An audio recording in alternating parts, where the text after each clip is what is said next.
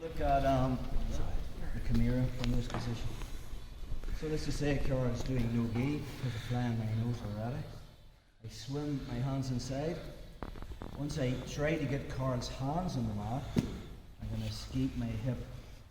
And now I'm into the clamp guard where I have a knee behind his armpit and a knee in front of his shoulder. This is the perfect position to hit all these submissions. We looked at the armbar, we looked at the triangle, we're going to look at the Kimura now. If you think to how it's traditionally taught from closed guard, you know, anytime anyone puts their hands on the mat from closed guard, I can get the Kimura. So if guard's hands is on me and I do this, I can make a grip on his wrist, I can sit up and get that crossover lock. Once you get hand to hand though, from there, it's quite easy for Card to connect his hands. So he can defend it by actually locking his hands. And if he does lock his hands in that direction, he can actually submit me from this position. Okay, so if we think about hitting it from a clamp, we talked about how when I get into the clamp position and I'm here, it's very difficult for Card to get hand to hand because my body is in between his arms. Does that make sense? So from here, when we're going for the Kimura, I need to get a bend in his arm. If you notice his elbow, his right elbow is right over my left hip. So if I force my knee to my right and push with my left hand in the opposite direction, I can get a bend in his arm. Okay? Again, I'll be using a thumbless grip. So rather than grabbing like a C grip, I'm coming over the top with another C grip. It's easy for Card to punch his arm right straight, and I kind of lose that. So we want this monkey grip, this thumbless grip.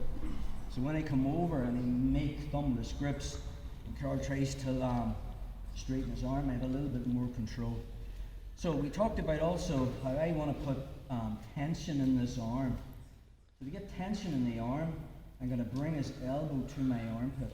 Okay? That's already putting pressure on it. But I just don't want to be using arm pressure to get the top. I want to use the strength in my leg. So the first thing I'm thinking about from the clamp position is I'm going to bring Carl's hand towards his back, and I'm going to cover it with the back of my knee. Okay. Now from here, before I even attempt to put the Kimura on, I'm going to bring Carl's right elbow to my left or right armpit. So I'm just doing this. I haven't even put it on yet. I'm just putting tension in the arm. And now it takes very little pressure to finish from the Kimura. If you think back to how it's traditionally taught, whereby I'm gluing it to my body, there's a lot of Card's really flexible from here. If I just put it in my body and there's not much tension in the arm, look how far I actually have to go to get that. Okay. If I actually bring it to my armpit, okay, covered with my leg, it's already on there. I can feel the tension in his arm. It takes very little movement to get it from there rather than trying to bend it all up. So again, if he goes for his ski grip this time, I'll get the cross grip. Hand swims inside, and when I pull with my knees, my goal is to get his hands on the mat. And then from there, I open my legs and I shrimp, and I get into the old clamp position that we've been playing with. So again, his elbow's practically over my hip. So my knee's pushing to my right, and my left hand grabs the wrist and pushes to my left in the opposite direction to get this bend in the arm. I get a thumbless grip on the wrist with my left hand, my right comes over, and I grab my wrist again in a thumbless grip. So again, I'm going to bring this inside, I'm going to cover it with my leg, so I'm just putting my foot back over in this clavicle there. So now I've got leg pressure supported by arm pressure, but the detail is, see his elbow? I pull it into my armpit to put tension in the arm, and now it takes very little movement to get it. You can also hit it from the same position again. And we break that grip, and I get into the clamp. And we looked at the triangle, whereby I can put my foot on his shoulder, move my head back if I'm inflexible. I can retract my leg, and now I'm into this triangle trap. And then we looked at how I can underhook the leg and get into my triangle position there. But sometimes from the triangle trap, Carl can defend that by just dropping onto his hip. If I try to get that perpendicular angle, it's very, very difficult. If I lift my hip, I can find his wrist, and I'm straight into that Kimura again.